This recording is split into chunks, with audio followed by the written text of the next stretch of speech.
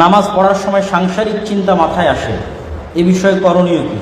আমি সব সুন্নাত সহ রোজা পর্দা করি, কিন্তু নামাজ পড়তে গেলেই অমনোযোগী হয়ে। সালাতের ক্ষেত্রে অমনোযোগিতা দূর করার 1 নাম্বার বুদ্ধি হচ্ছে সালাতের প্রস্তুতি। বেশিরভাগ ক্ষেত্রে 90% মুসল্লি সালাতের প্রস্তুতি গ্রহণ করে। সালাতের প্রস্তুতি আপনি গ্রহণ করছেন, এটি বুঝবেন কিভাবে? আজান দেওয়া মাত্রই সকল কাজ স্টপ।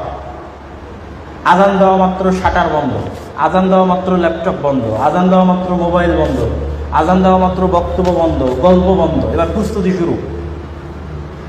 সালাতের একটা লম্বা প্রস্তুতি আছে। আপনি ভালোভাবে সুন্নাত অনুযায়ী উজু করলেন, সুন্নাত অনুযায়ী উজু করে ভালো কাপড় পরিধান করলেন, পরিধান করে মসজিদে গেলেন, পায়ে হেঁটে গেলেন, মসজিদে গিয়ে মসজিদের হক 2 রাকাত সালাত আদায় করলেন, তারপর অপেক্ষায় থাকলেন কখন জামাত হবে। এই লং প্রসেসের মধ্যে দিয়ে যে যাবে তার মনোযোগ। আরেকজন জাস্ট উজু করে জামাতে ঢুকে গেছে,